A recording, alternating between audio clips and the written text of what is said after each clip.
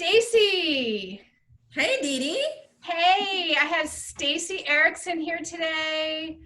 And Stacey is an animal intuitive, and she's also been a horse trainer for many years. Correct me if I don't say anything exactly how it is. Stacey and I have worked together in the past doing some daytime retreats at her horse farm. Both of us right now are in Florida, so that's why we're dressed like it's hot. And Stacey today is going to answer some questions. We are going to meet this coming Tuesday. What's the date on Tuesday? The 28th, Stacey? I think so. I'm not sure, but I can Look at check my while we're calendar. talking here. Today's the 25th, so it's Saturday, Sunday, Monday, Tuesday. That's in 3 days, 28th. But this is just to let you meet Stacey and see what she has in store for you. She's extremely talented in connecting with animals. She's worked with people with their horses, with their pets, their dogs. She's also very tuned in spiritually, psychically, and yay. So Oh, it's you make me your sound so turn. awesome. So Stacey, do you want to, can you tell us really quickly about your animal background? Yeah, well, I've been, of course, around animals since I was little. My family has always had pets. And I was the one that was, out riding the horses during the summertime or whatever and find like this little batch of kittens and I would bring them back to the house. And thank goodness my parents were really good about, accepting whatever I did bring back to the house. And I did have to give away some of them, just because there were so many, but a lot of them got to stay. So I got to, become pretty good with almost every kind of animal, but most of them were just, horses because I just love them so much. So I was around them my whole life. Since I was 5 years old, I've been riding.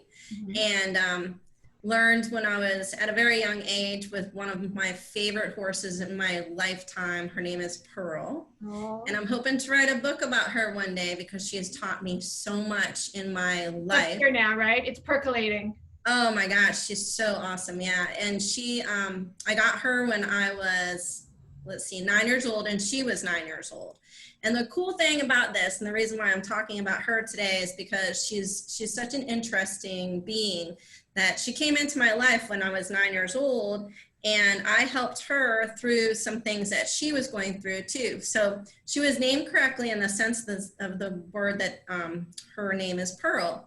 And pearls, how they, become a pearl is that they're agitated with sand, like, right? And so they're agitated and agitated and agitated. And then they turn into this beautiful little gem, which is a pearl. And that's exactly how this horse became, what she is. It's really cool. Her story starts with, she was abused, like horribly abused. We're talking like one of those really bad abuse cases where they thought that, and this is back in the early 80s, they thought that she was crazy because both of her parents were nuts. Like, the parents were hard to deal with. So her mom was hard to deal with and her dad was. So what they did was they took her mom and her and they threw them into a dark stall. And then when she got weaned, which means that, separated from her mother, they kept her in this dark stall and they would hog tie her to like give her shots. And I mean, they literally just traumatized the heck out of her. And it was really interesting because I always wondered why she was sort of like this centaur looking animal, because her head is so much bigger than the rest of her body. But the reason why is because they had actually stunted her growth. So when I got her at 9 years old, Miss Steele, her name is Bobby Steele. You can look her up online. She's an amazing, she's so wonderful. This trainer. She worked in the circus as a young lady and got married and all this other kind of stuff. And she was like one of the first people to start with the, I guess, intuitive, workings with the horses. I mean, in reality, which is basically natural horsemanship is also involved with that. And so anyway, so she taught me a ton about just the feeling, like to recognize my emotions and where I was at and to present myself to the horse in that way. So like, say I was really angry, like I had like this like energetic day at school, right? And I came home and I was like really frustrated, just really angry or whatever it was, that happened that day. And, you're a kid.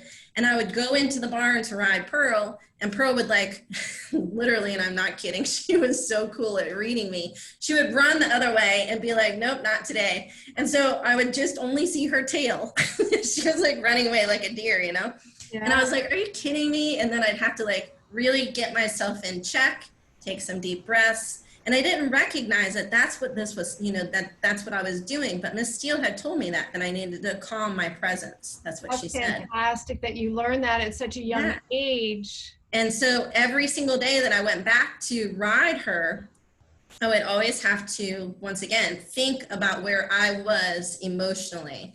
And so I'm so grateful for that pony for that very reason. I mean, she was so amazing. And she lived till she was 32. So she was my best friend from the time I was 9 years old until I was 32. Wow.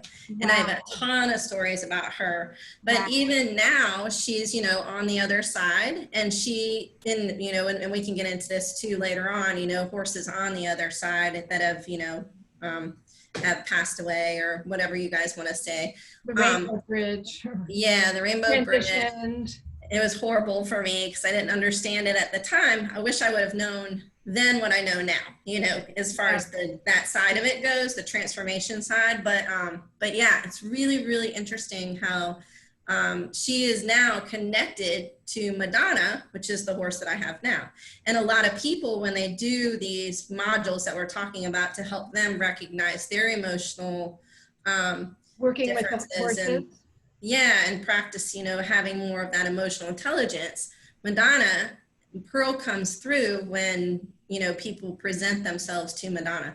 So it's so interesting, all this intricate stuff with the spirituality of things. I mean, it's amazing how incredible. And horses, like I said, are more of my niche, but you can still get the same spirituality through your own animals in your own house, as far as even in your backyard, the trees that are out there. I've got this awesome elm tree that's in the front yard, and he told me his name is Sergeant, which I have no idea. I don't usually get names. So it was very interesting, but, and then my own dog is Lily, and she's amazing too. She keeps me in check. It reminds me of things that I, need to like calm down or smile and laugh or whatever it is that she's in my life for. So yeah, all these animals are in our lives to really present something to us to help us learn about ourselves. And at the same time, they also achieve their own, own idea or whatever it is that they're here to do in their lifetime as well. So, it's teamwork, it's both of us working together, all of us working with our animals and animals working with us. So it's such an interesting. Having an experience. Yeah. And it's so wonderful. I mean, the animals are just so amazing. So.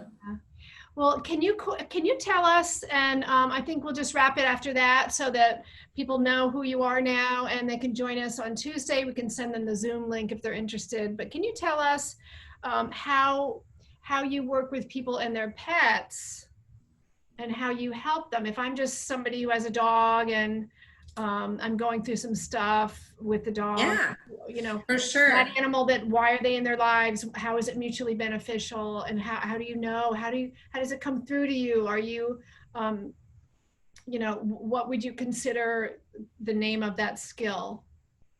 I would say it's intuitive, and everybody on the planet is intuitive. So everybody has this skill. It's just whether or not you're aligned with it. That's all. And so I can do two things. I can either help you learn how to become aligned with, that intuitive skill of yours and to recognize how you receive information. Some people receive information through thoughts and ideas, or, I've heard people say that they actually see like a movie screen going across, their right in front of them, or some people, they just get a feeling or a sensation. One of my friends said that they just get a gut feeling all the time and then they know it's real.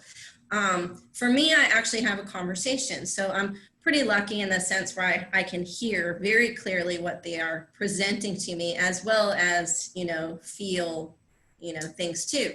And I think that you know, I really thank Pearl for this gift because I feel that she's the one that helped me develop it without even recognizing it when I was younger. But anyway, so that's something that everybody can accomplish if they would like to with their animals. And there are different modules that they can do that with. And a module is just like a learning, like a lesson. Like a learning skill. Yep, you learn one skill with a module. It's sort of like, yeah, exactly, like a lesson. Exactly. And so these are but it's also learning a authorize. skill at the same time. That's the difference between like a lesson and a module. But so the module's like an active thing. It's like where you're being more active, whereas a lesson is like where you're learning like math, you know, that type of like how to. So we did modules at your barn, at your horse barn a few years ago, and we had different modules. We even did forest bathing, we did creativity, we did communicating with the animals as a module that you led, which was fantastic. I loved doing that. I'll never forget it. We're talking to a lot of different people here. Stacey's a creative. Stacey Ericson is an animal intuitive. She's also highly creative. You can see behind her on the wall something she did as a child that she wanted to know for, that her mom framed for her. A pastel drawing on felts, which is amazing. Yeah, when I was there. Antique. So we're gonna wrap it, and hopefully we'll see people this Tuesday, July 28th, 2020. Contact either of us for the link for the Zoom gathering, and get your questions ready. And anything else you want to add, Stacey, before we say goodbye? No, this is awesome. I'm so excited. Yeah, so excited. Looking forward to it. So we'll see you again, guys, on Tuesday.